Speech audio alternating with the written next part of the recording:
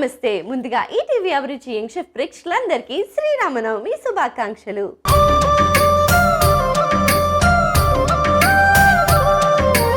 ఈరోజు మనతో పాటు శ్రీరామనవమిని సెలబ్రేట్ చేసుకోవడానికి ఒక స్పెషల్ గెస్ట్ రాబోతున్నారు. ఎన్నో మ్యూజికల్ ప్రోగ్రామ్స్లో పాడి అలాగే పాడతా తీగ సిల్వర్ జూబ్లీలో తన గానంతో మనందరినీ అలరిస్తున్న singer Sridhruti. So let's welcome Sridhruti.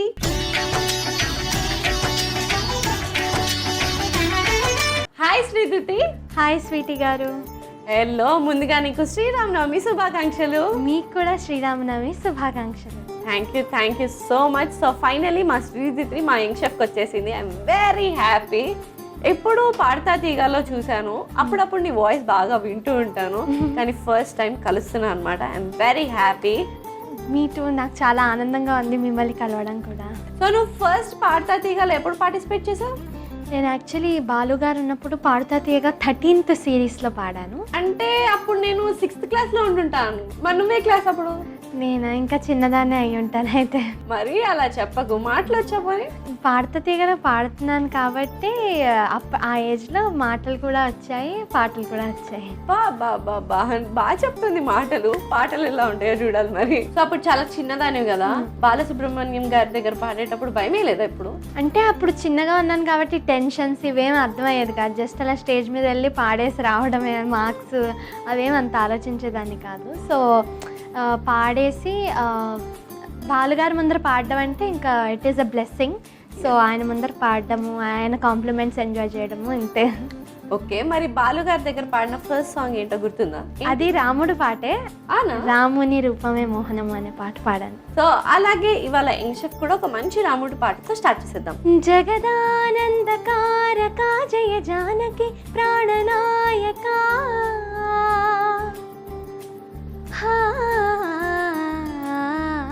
జగదానందకారక జయ జానకి ప్రాణనాయక శుభ స్వాగతం ప్రియ పరిపాలక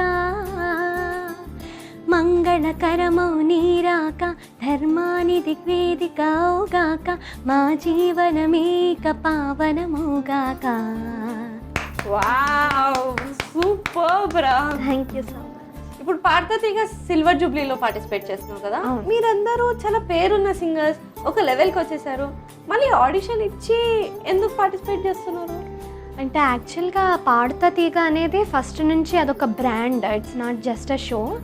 సో అలా చిన్నప్పుడు పాడాక కూడా నాకు మళ్ళీ పాడాలి అనిపించడానికి వన్ ఆఫ్ ద రీజన్స్ మా అమ్మగారు. సో తనకి చాలా ఇంట్రెస్ట్ అనమాట. సో తన వల్లే నేను మళ్ళీ ఓకే నేను వెళ్ళి మళ్ళీ ఆడిషన్ ఇచ్చి పాడాలి మళ్ళీ తన కోరిక. సో అలా మళ్ళీ షోలో పాడుతున్నాను అనమాట, ఆడిషన్స్ ఇచ్చాను. సో ఇంకా చాలా విషయాలు మాట్లాడుకుందాం నీ గురించి, నీ సింగింగ్ గురించి. కాకపోతే కుకింగ్ చేస్తూ మాట్లాడుకుందాం. నీకు అసలు కుకింగ్ వచ్చా? అందరు ఇప్పుడు యంగ్ జనరేషన్కి ఏం కుకింగ్ వచ్చని, కానీ నేను అన్నీ వండను కానీ కొన్ని వండుతాను. ఇవాళ మీకోసం నేను కివీ కార్న్ కోసంబరి చేయబోతున్నాను. కివీ కార్న్ కోసంబరియా? ఏం లాంగ్వేజ్ రా ఇది? సలాడ్ లాగా. ఓ, సో నువ్వు డైట్ మెయింటైన్ చేసేది ఈ సలాడ్స్తోనా?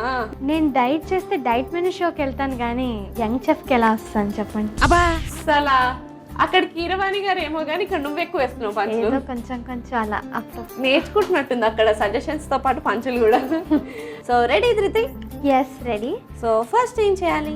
మనం వడపప్పుతోనే 2 hours ముందర నానబెట్టుకున్న పెసరపప్పుని మెయిన్ ఇంగ్రీడియంట్గా వాడుతున్నాం. ఓ ఓకే. పెసరపప్పు, కార్న్ వేసుకుందాము.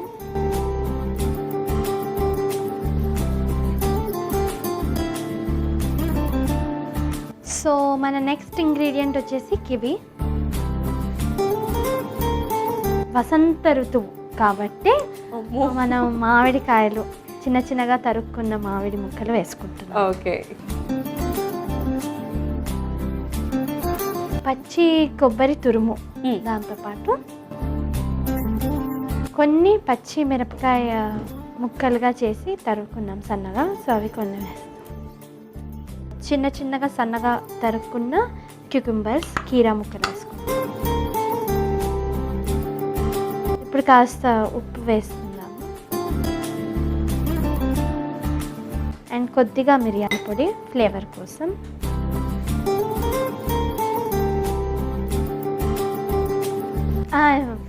దాని ముందర మనం కాస్త నిమ్మరసంతో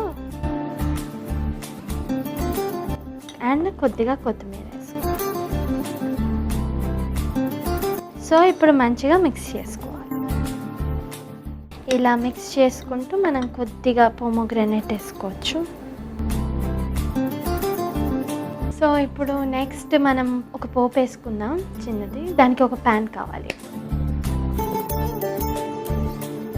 సో ముందుగా మనం నెయ్యితో పోపు వేసుకుంటాం. జనరల్గా ఆయిల్తో వేసుకుంటారు కదా. సో మనం ఇవాళ నెయ్యితో వేసుకుందాము.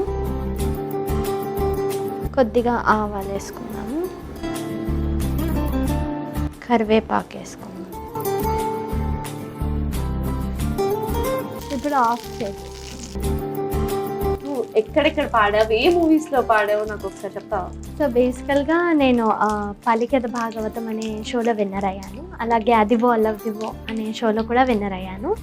అండ్ తర్వాత అన్నమయ్య పాటకు పట్టాభిషేకం, ఇండియన్ ఐడల్ తెలుగులో కూడా పాడడం జరిగింది. అండ్ ప్లేబ్యాక్ సింగింగ్ కూడా చేశాను. హలో మూవీలో అనగనగా ఒక ఊరు అనే పాట పాడాను. ఓ, ఆ సాంగ్ నువ్వే పాడావా? నాకు చాలా ఇష్టం ఆ సాంగ్. Thank you. ఇప్పుడు ఒకసారి నా కోసం పాడతావా? అనగనగా ఒక ఊరు అనుకోకుండా ఒకనాడు కలిసారి పసివాళ్ళు స్నేహంగా, సంతోషమంతా రెక్కలుగా రివ్వంటూ ఎగిరే పక్షులుగా ఆకాశమంతా ఆటాడుకుంటూ ఉన్నారు సరదాగా. So sweet. అసలు నేను ఎప్పుడు అలా ఆడియో విన్నప్పుడు కానీ, ఆ మూవీ చూసినప్పుడు కానీ ఈ సాంగ్ ఫుల్ ఎంజాయ్ చేస్తాను. అది ఇప్పుడు నీతో లైవ్ పాడించడం చాలా హ్యాపీగా ఉంది నాకు. Thank you so much. నిజంగా చాలా స్వీట్గా ఉంది నీ voice. Thank you. Okay, so anyways ఇప్పుడు coming back to recipe. So ఇది చల్లారిపోయింది కాబట్టి యప్, ఈ పోపుని ఈ బౌల్ వేసుకొని మిక్స్ చేసుకొని తర్వాత ట్రాన్స్ఫర్ చేస్తాం.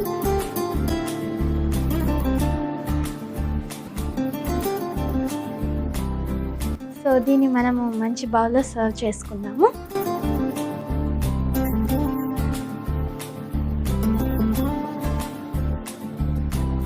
మిగిలిన కొద్ది పోమోగ్రానైట్ని గార్నిష్ చేసుకుందాం. Yes, perfect.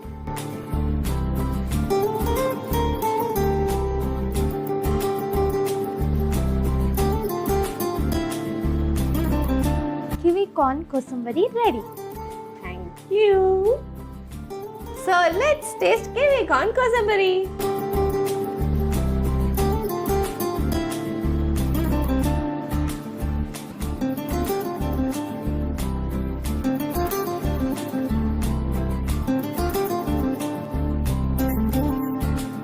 సూపర్ యమ్మీగా ఉంది.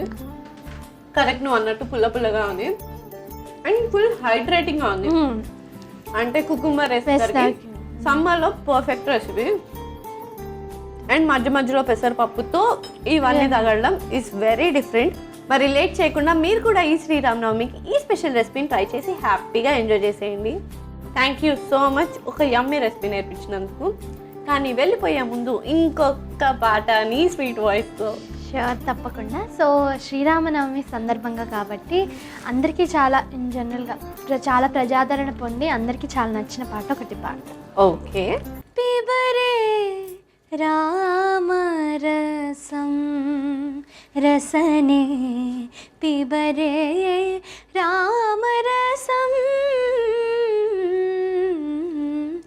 జనన మరణ భయ శోక విదూరం సకల శాస్త్ర నిగమాగమసారం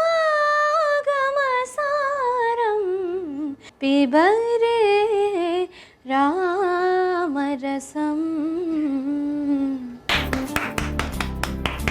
సూపర్, అమేజింగ్. Thank you.